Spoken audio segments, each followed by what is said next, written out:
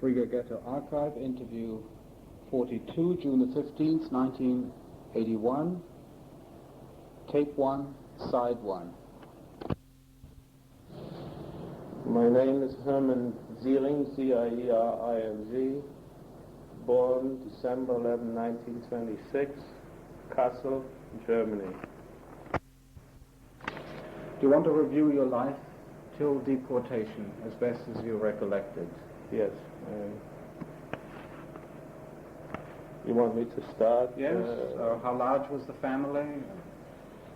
The family was my brother, myself, who is 2 years younger than I am, and my mother and my father. What was your father's profession? He had a store, clothing store. Haberdashery? Yes, haberdashery and suits, pants, coats, and other things. Were you well off? I think we belonged to the middle class, so to say, yes. And how strong was the Jewish identity? It was always very strong because my father was the gabbai at the time, or most of the time, as I remembered, of all the Polish Jews which lived in our town in Germany, in Kassel. Because somehow we were a little separated from German Jews which were born in Germany and their parents. When did your father come to Germany? My father came to Germany, I believe, in 1918, right after World War. Had he been a soldier? Yes, he has been a soldier in the Austrian-Hungarian army as a cavalier. In the cavalry? Cavalry. So he was a veteran? Yes, yes. Who had fought on the German side? Right, With the Allies and the Austrian Allies? Right, mm-hmm. Did he consider himself a German in that sense? Austrian or? I don't think so. I think he considered himself, just a Jew. Because I don't think he considered himself. And your mother? Where did she come from? She comes not far where my father lived. My father lived in Kalisz, Galicia. My mother came from Rochnatov, which is about 20 miles away. But they met in Germany, and they married in Germany, and I was born in Germany. Mm-hmm. Did you have German citizenship? No. We had Polish citizenship. But you, as Jews, you belong to an East European congregation? Well, there was the Jüdische Gemeinde in Kassel. Also the Polish, we used to have on the high holidays separate minions, and my father always was in charge. They used to collect money for helping people. My father always was there. And we used to come and go all the time. He was involved with the Jewish, mostly this from Poland. But there was a community separation. Definitely, yes. Do you recall whether there was some animosity between the two Jewish groups? Yes, I call it quite often because each time my father would be called by the Jüdische Gemeinde in Kassel, and they would say this one didn't do this right and this one didn't do this right, and he was somehow the man who had to straighten out all the problems. He was an intermediary. Right. He was respected by the Germans, but on the other hand, in school, I had to go already to a Jewish school in the Rosenbergstrasse because the German school would not allow us to come. You entered school in 1933. Right. Yeah? And even in school, the Jewish teacher already there made difference between the children of German origins and Polish origins. How did you feel that? It was terrible. Could you explain some of the experiences you had?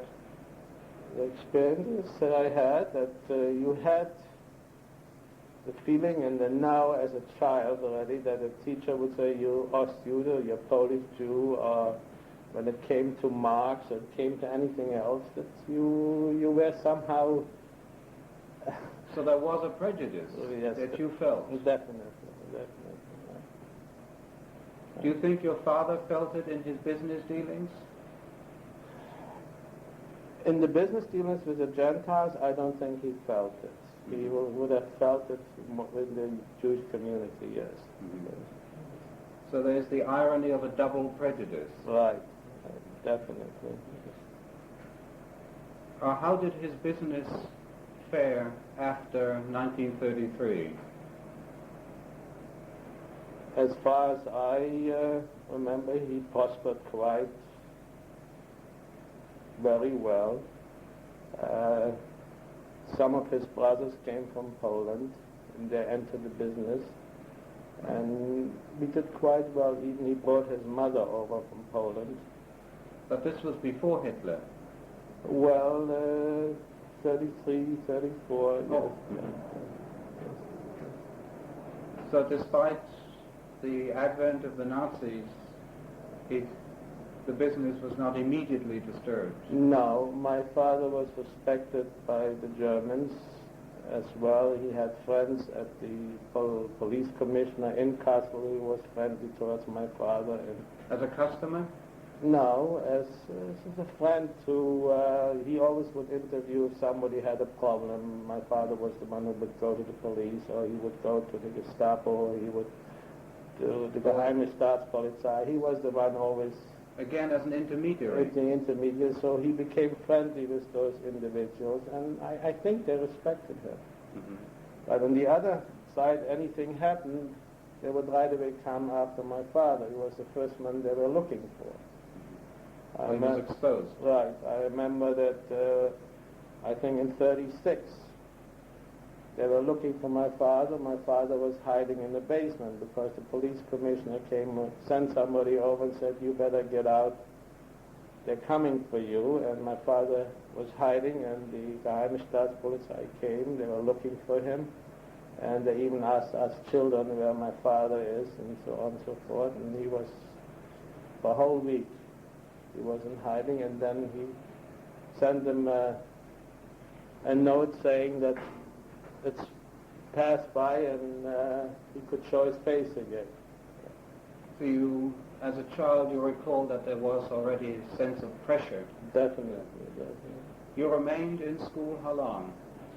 Till 1940. You stayed in Germany till 1940? Right. No, we stayed in Germany till 1941, till we were deported. But you went to school till then?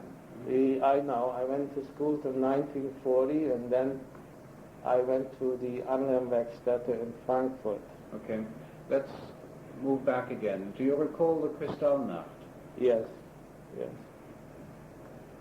Well, as a child, how can I tell you?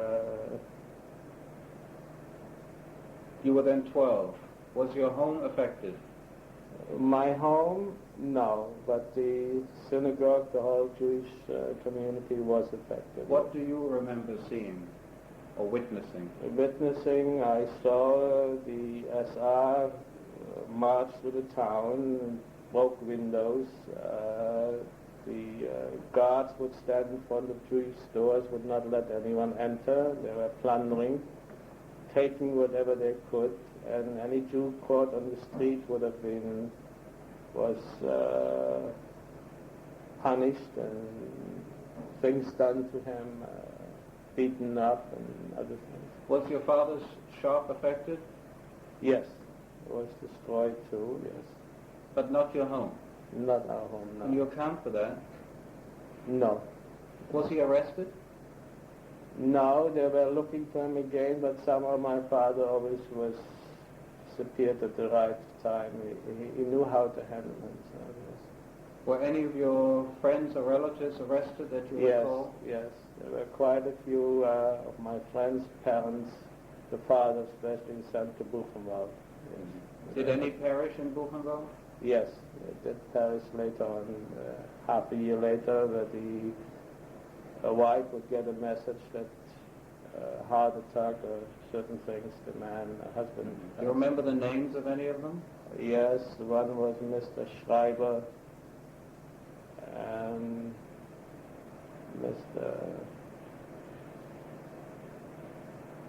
I would have to think about That's it. all right, but you remember one. Yes, All right, yes, fine. So yes, it was that close to you, yes. despite the fact Because that the you family had to move later into our home, because they would take away apartments from people, and then 2-3 family would have to live in. Oh, your apartment became a so-called Judenhaus. Right. Mm-hmm. But this was at the later stage. Right. Well, you at school did this sense of being separate continue all the way through? I mean, between us, Juden, Yes. and yes, it was, I would say, all the way through. So the last day actually left Germany, even in camp later on. Did the children pick up these? Yes, definitely. Children always picked up, yes, with their parents, sure. So most of your friends were children of Ostjuden? Mostly, yes.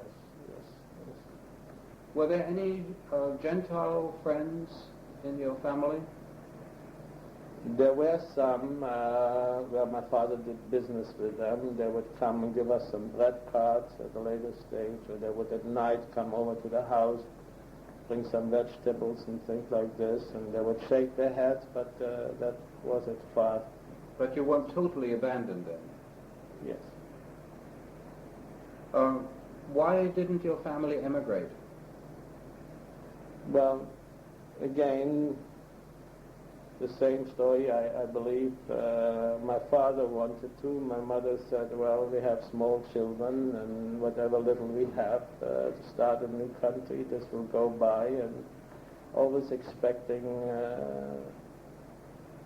changes. I believe. Did your father actively try, or was he discouraged then? Well, he tried, and we applied for the United States, which had a long waiting list in Stuttgart, the American consulate. Our district belonged to Stuttgart. And we lived actually day by day. Did many around you emigrate? Yes. Well, mostly people would emigrate. They could buy immediately visas to South America and other places, yes. Did the deportation of Polish Jews affect your circle of acquaintances in October 1938? Yes, definitely. To what extent? What do you remember? I remember that the first time, again, they came at night and they took only the men. And they were taken by train to the Polish border, and during the night they were sent over to the Polish border, and the Poles would wait and catch them and chase them back to the German side. And this would go through every night. The Poles would chase them back, and the German would trap them in the morning then and chase them back. And that went on quite a few days. At one time this happened, my father escaped, and he came back 3 days later at night. Your father was one of those deported? Right. He came back at night. There was a group with Hanover they were sending, and he escaped from them, and he came back at night. He changed his clothes, and he went to the Reichsvereinigung, the Jews to Berlin. And he worked out at the time that all the people with him would get an exit visa to England, Kitchener camp. I think that was a later date. We were deported first, the whole family. I think I'm wrong. I believe we were deported. They took us, all the families, it was in 38, and they marched us to the Hauptbahnhof in Kassel, and we were put into a train which took us to Schneidemühl. And the Poles would not let us in anymore. I think we were one of the last transports. And then they sent us back to Kassel again, which took about 4 or 5 days, the whole trip. And we had to pay even for the train fare and all those things. I don't know the exact details, but yes. And afterwards, then they took the man, my father again, and at this time he escaped, and the Gestapo was coming even to our house a few times looking for him. They knew that one of them escaped. And my father went to Berlin, and he got, I don't know exactly the amount, I think from Kassel there are over 30 Polish original Jewish people there who... of East European... East European, yes. Who my father got a visa from the Reichsvereinigung der Deutschen Juden to England, to Kitchener camp. When he had this, he came again illegal back to Kassel, and he went to the police commissioner, and he the one you mentioned. Right, and he told him what he did. He told him that he escaped, and he said he has a visa for those people, and he showed it to them. So he gave them permission. They could come back to Kassel, spend 2 days with their families, and they had to leave them right away for England. And among them was 2 uncles of mine, 2 brothers of my father too. So they came back to Kassel, and it was just for the beginning before World War with England in 39 started. So he came back, and then they followed. They went to England? They went to England. Yeah. Your father? My father and his 2 brothers. But there was no way of getting permission for the rest of the family? A funny coincidence. My father always was the type he wouldn't take a no for an answer, and we had a Polish passport, a family passport, and he got the English visa in the family passport. So he said to my mother, you know what, why don't you come along? Here's a visa for all of us. But the way my mother is, she said, no, you can't do it. We don't want to start with the wrong foot. What are they going to do to women and to children? You go and you get a visa for us a few weeks later. Which, of course, was too late. And I think during all the years in camp, my mother had a guilty feeling about this special... Because of her caution? Because she didn't want to listen to my father. And your father stayed in England for the duration of the war? Right. And he lived till the end of the war, so you saw him again? Yes, we met him later in 45. Yes. So you were reunited? Right. So let's go back. Were you in touch with your father while he was in England till the war started? Till the war started, we would write sometimes to the Red Cross, but very little. Hardly heard anything from him, or he heard anything from us. So he lost touch with you completely? Right. We only knew he was in England. And he knew nothing about you? No. He knew nothing about your fate till after the war? Till after war, this is a coincidence what happened. He met somebody in Sweden, and he knew my father, an attorney. But your father had no idea? No, he had no knowledge what had happened what happened to us, and we had no knowledge what happened to him. Okay. So when the war broke out, other Jews were quartered in your home. Do you recall how many? We had this Mrs. Schreiber. The husband was killed in Buchenwald with 2 children. One child, the oldest, lived in Frankfurt, and he was deported from Frankfurt to Poland. And Shimmy Schreiber and Gerda Schreiber, the 2 children. Shimmy was my age, and the daughter was a little younger. They had to move in and live with us, yes. No other people? It was a small apartment already, and no other people, no. Now you say you stopped going to school and you went to work. Could you describe that? We had to help, at the time we needed coal to heat in the winter, and no German factory supplier would deliver anything to us. So what my brother and I did, we used to go to the Jüdische Gemeinde, and they had like a small Handwagen, we would take this and go outside the town, and like a centner sack of coal, we'd take it and we would bring it to people and deliver it, which of course was very hard for us because already we wore the Jewish star and we would go on the street and, you know, the Hitler Youth would attack you. Were you beaten? Yes, many times, or we always would have to run. My brother was younger. I would most of the time get away, and then I would have to come back to get my brother. Were you ever injured in these beatings? Well, as a child you're injured, but you don't notice it. I mean, it was in the morning, at night. It always was something you did not look forward to go to school or come from school, and nobody ever would stop in the street and say, "Hey, why are you attacking 5, 6 boys?" Would attack 2 Jewish boys, and nobody ever said a word. It's just one of the amazing things I never forget. Also at the time then in 30, after my father left, my bar mitzvah was due, and the Gestapo would not give permission that we would have a minyan I could have bar mitzvah. The synagogue, of course, was destroyed. Destroyed, yes.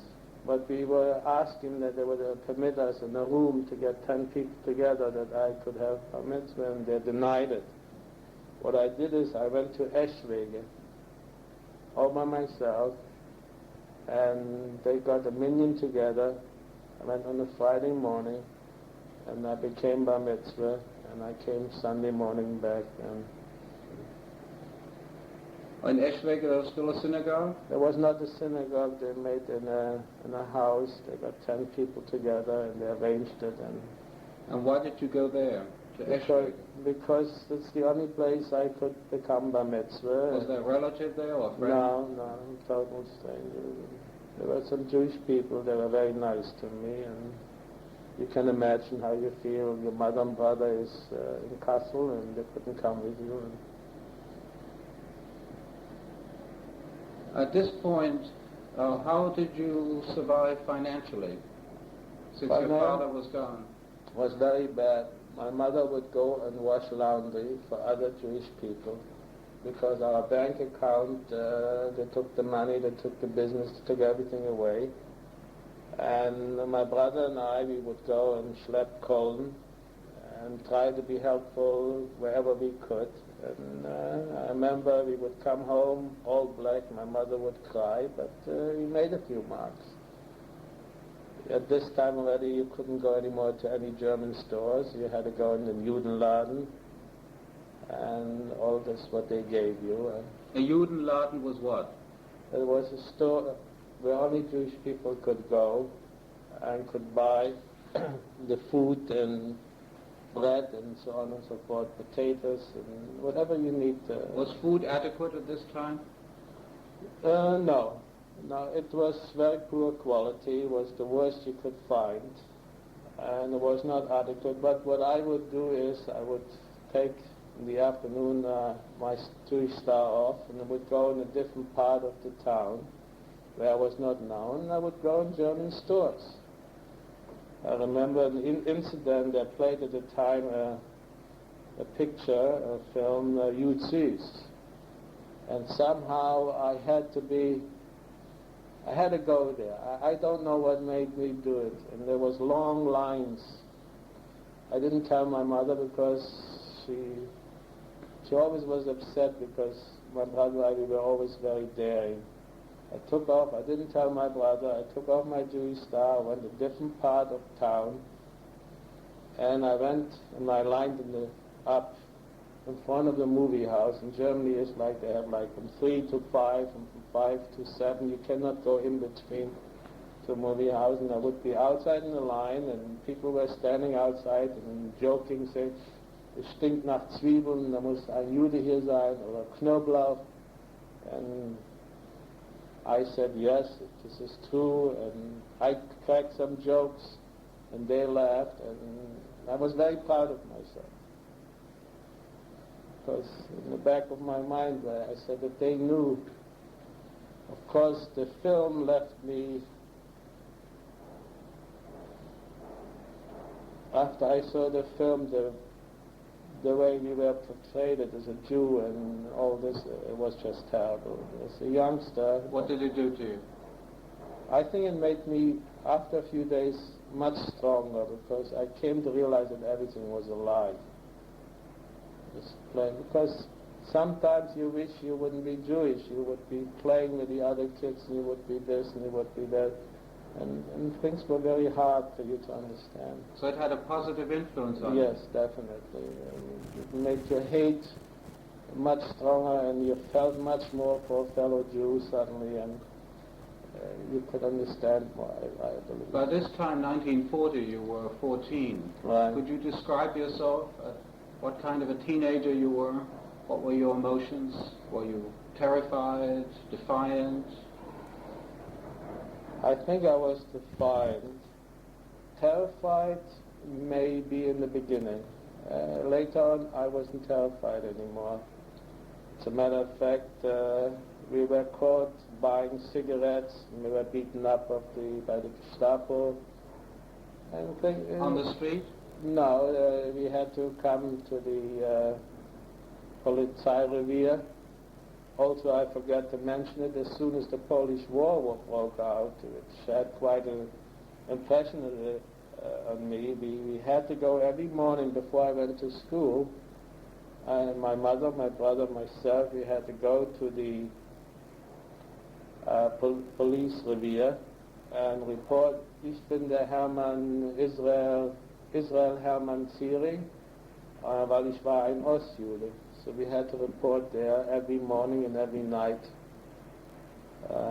They had to mark us down. Because you were also Polish? We were Polish, so right. Double jeopardy? Double jeopardy, right. So you were saying you were taken to the Gestapo precinct, the Revier? Because they caught me going to an Aryan store buying cigarettes, which I took off the star, and they gave me quite a good beating, but it made me stronger, really. I would go another part, and they said next time they catch me, put me to jail, but it didn't matter, really. You were not intimidated? No. How did your mother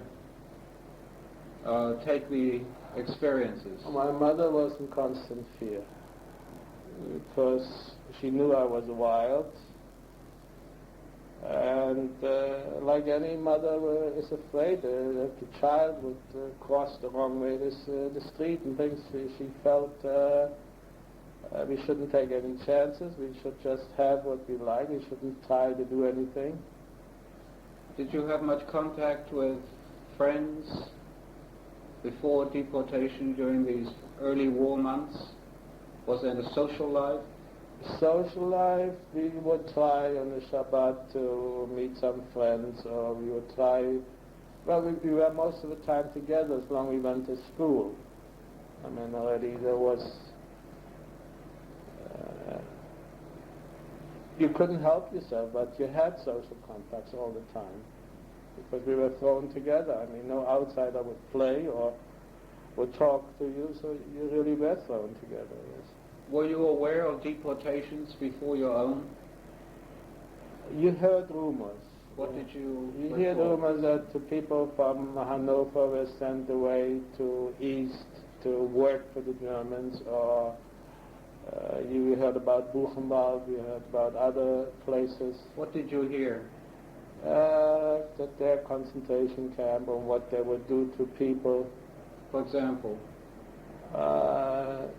No food, they would work very hard, beatings and things like this, in which I could connect later on when I felt what happened to me. I mean, but at this time, did you associate this with your own future?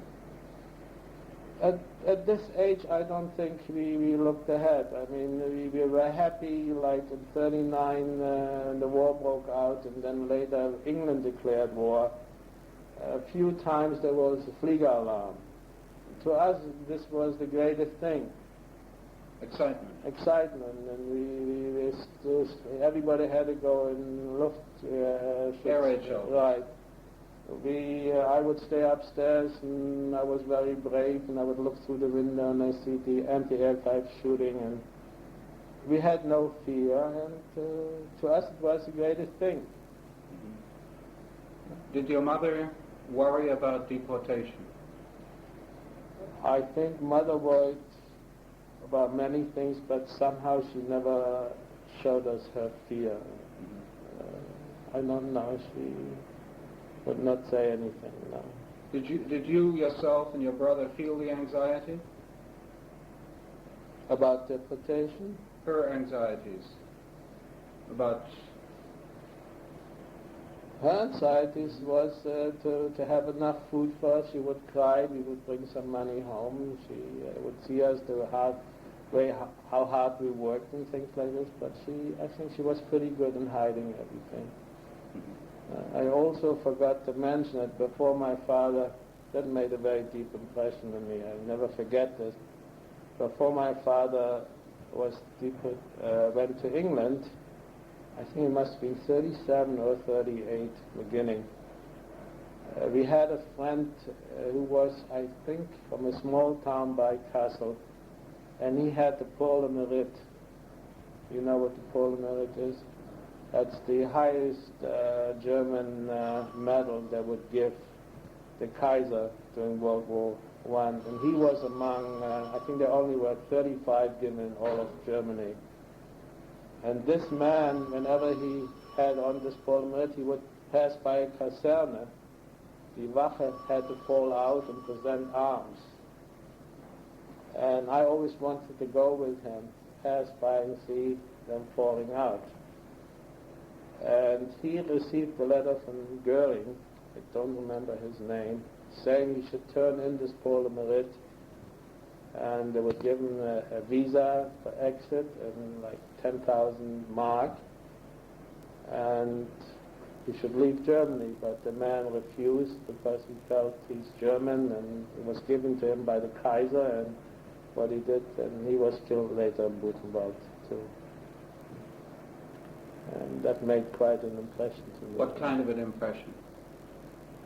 That not to give in, and more resistance, and even though it cost him his life? Yes, yes. I thought he was foolish not to go out of the country. I mean, but he thought so highly about being German and feeling this way, which I couldn't understand. And that has had an influence on you? Yes. When were you notified about deportation? I went in 1940 to Frankfurt in the Anlehnwerkstatt to learn Auto Schlosser. And about 3... Was this voluntary work? Yes, because the school was finished for me, and they wanted I should learn something productive. This was a Jewish school?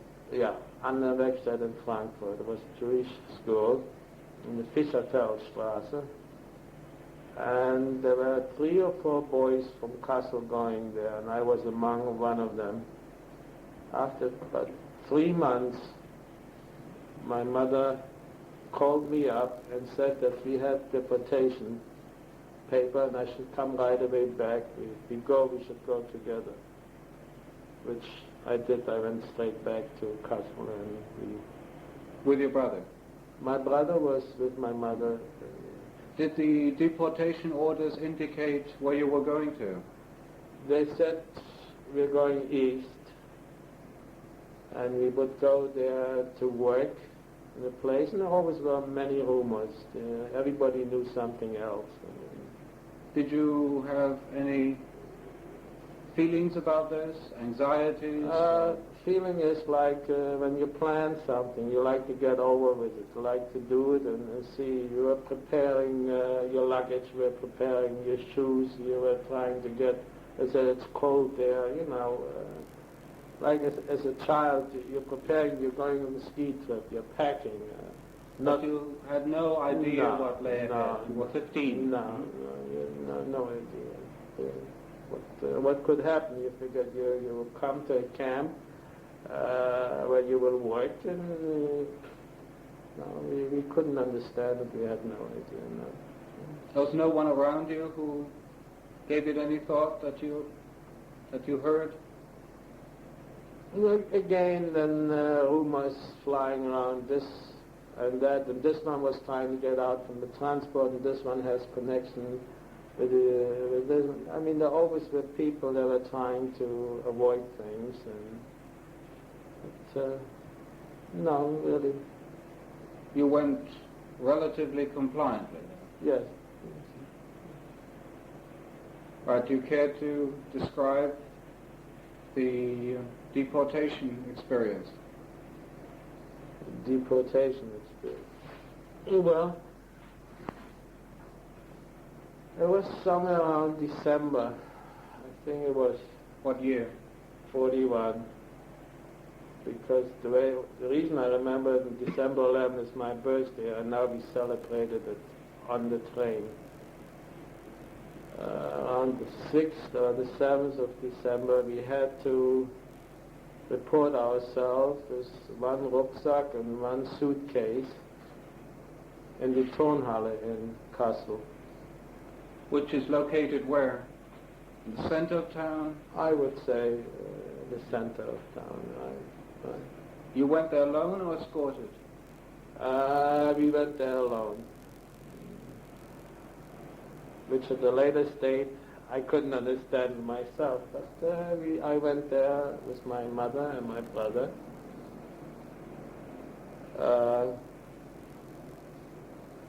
And we had to report there. At this time they gave certain papers to my mother where she had to sign. She had to turn in gold. And if we had anything, but we still hid some of it in our clothes, which was sewn in. They wanted watches, which we hid too. And our money, we had to bring the keys from our apartment with a report what is in the apartment, an inventory list. I mean, thinking about it today, it's just ridiculous. How many chairs and how many tables and lamps and so on and so forth. And we had to turn this all over really like orderly things. What do you mean thinking about it is ridiculous? That we could even do it this way. I mean, here I'm being ordered and I come here and I turn in my key and I turn in my this and I just follow like a sheep. I mean... Oh, is that how you feel in retrospect? Right. I mean, looking at today, I don't know what made us do it. I mean, we just could have taken off and going anywhere in Germany. We spoke the language, and it's just... You mean, looking back now, you feel if you had your present feelings, you would have tried to disappear? They never would have seen me again. Definitely. And maybe all the years you were brought up and there were certain fears into you and you were fighting it. And maybe even you saw your parents following their path. So you wanted to do the same thing. You're different that way? I think today, yes. Did you convey this difference to your children? What do you mean by conveying it? That they should not be complacent and compliant? Well, I try to impress they should think for themselves. But still, as a parent, I like them to listen to me. I like them to argue with me. I give them all the liberties. But still, I don't mind if they defy me sometimes. And I listen to them. But this had a profound influence on you? Yes. If you were to make an inventory of influence? Right, definitely. You sometimes have thought about, if only I had disappeared. Right. Looking at it, though, realistically, do you think you could have disappeared? Definitely. Could the Jews have disappeared into the German population? Some of them could. I don't know of everybody. I know even in the later stage in Latvia, I could have disappeared. I disappeared many times, but then already the fear was, what will happen to my mother? What will happen to my grandmother? But let's stay with the German side. Do you feel there would have been enough Germans to hide with? I don't think that... wouldn't have to be enough Germans. I think I could have made out just by disappearing in a different town, because I admired my father very much. Before he went to England, my grandmother was living with us, who only spoke Yiddish, who my father brought into Germany, I think, in 1927 or 28, who was never registered in Germany. And before he went to England, she begged him he should bring her back to Poland. Now, she had no visa, she had no passport, she was never registered. My father took her and smuggled her in to Poland before he went to England, and he came back. And as with black over the border, he brought her into the town where she had other children. He came back to Germany, and then he went to England. Did she survive the war? No. What was her name? Rivka Nussbaum. So all this was in my mind. If you have a will strong enough, there isn't a thing you can't do. But maybe the age I was in, I wouldn't do so. So you were assembled in the Turnhalle. How many of you? I think the transport was Kassel, and the surrounding was about 1,000 people. Mm-hmm. What kinds of people? All different. All young, ages? All ages, young, old. Some people were left in Germany. They were the lucky ones, you know. When you're being selected, you go, and they will go a few months later or this, but I don't know if they were. Knowing what I know today, I think we were the lucky ones that we went. How long did you remain in the Turnhalle? Just a day. Mm-hmm. Just a day. Go ahead. Then we were marched already then, but the police marched us already with dogs, German shepherds, to the railroad station. Was this in daylight? In daylight. Again, me schlepping a rucksack and a suitcase. Did the population see you? Of course. Everybody standing in the street, and some remarks, es stinkt hier nach Zwiebeln, es stinkt nach garlic, and so on and so forth. So there was open ridicule. Oh, no question. Some people looked sad, but generally I would say. It was carried out in the open. It was carried out in the open. Was it clear that you were Jewish? Oh, no question. Everybody had a Jewish star. They had all the keys from the apartments. Now, as far as the general population on the streets, they could see what was happening. They knew about the Jewish store. They knew that we were not allowed to go to schools. They knew everything. Every German store had Juden Unerwünscht. I mean... so the fact that there are claims that one did not know does not stand up. That, just a story. It cannot stand up. The city saw its Jews deported. No question about it. They saw it, they lived with it, they saw it daily. I mean, if you live in the area, in the neighborhood... so you marched to the train station? Right. The main train station? The main train station in ahead. Kassel, the Hauptbahnhof. Knowing what I know today, we were lucky. They gave us passengers trains. We were not on a freight train. No, we were very lucky. And the journey began. What do you recall about the journey? I hate trains. Wheels stinging at night out. It was not a bad trip. How long did it take? I believe it took us about 4 or 5 days. You still didn't know where you were going to? There was always rumors. First they said to Poland, then they said to Riga. We never knew. The only thing we realized, I think, a day before we arrived, they suddenly turned off all the heat in all compartments. But it was overcrowded, so really it wasn't so bad. Were you fed on the way? Yes, and it was, some people still were kosher, so they wouldn't eat, so we give them sandwiches, but everybody brought with them along certain foods, and so at the time there was no hunger there. No. So no one died on the way? No, no, no. Do you recall stopping on the way? Yes, we would stop, we would look out the windows. Could one see who you were? Yes, we would speak to some of the people working there. Again, thinking back, we could have escaped many times there, anywhere, but nobody even gave it a thought.